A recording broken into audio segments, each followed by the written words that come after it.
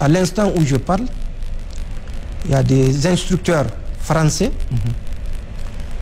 des instructeurs américains, 2 exactement,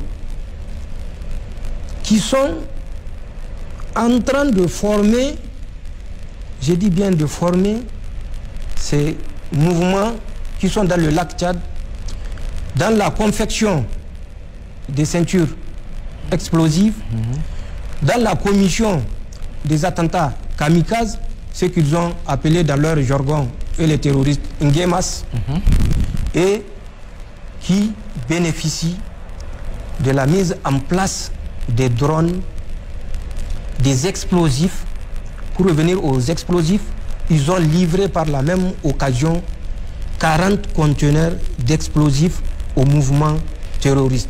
Si vous vous rappelez, nous étions sortis pour décrier ça à travers un éditorial qui avait été fait à l'époque pour alerter les Nigériens de la menace qui pointait à l'horizon, parce que ces explosifs qui ont été mis à la disposition de ces mouvements terroristes n'avaient autre objectif que de commettre des attentats terroristes. D'accord.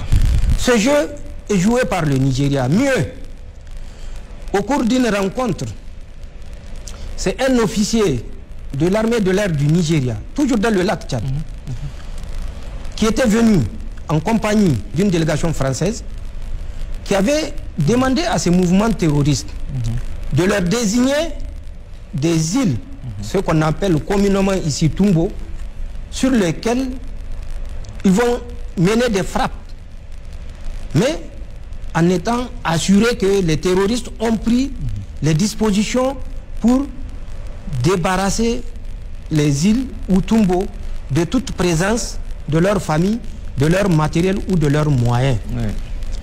Et ils vont faire les frappes aériennes à travers les forces armées aériennes de la Fédération du Nigeria. Du Nigeria, bien sûr.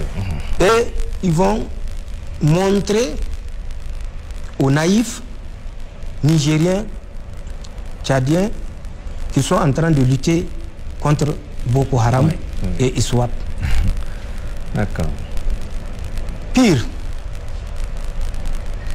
j'ai dit pire, récemment, vers le 24 avril, une délégation conduite toujours par ces mêmes puissances que j'ai citées, que je ne veux même plus citer, mais que les gens connaissent directement, accompagnée de 4 représentants du Nigeria qui étaient en même temps interprètes, se sont réunis avec les mouvements terroristes qui sont dans le lac Tchad. Ils leur ont intimé l'ordre d'arrêter toute attaque contre les forces de défense et de sécurité du Nigeria, de s'attaquer impérativement aux forces de défense et de sécurité du Niger. C'est ce qui a fait que vers la fin avril, vous avez constaté une tentative de résurgence d'attaque, mais auquel attaque les forces de défense et de sécurité du Niger ont réservé le sort que ces mouvements néocoloniaux méritent.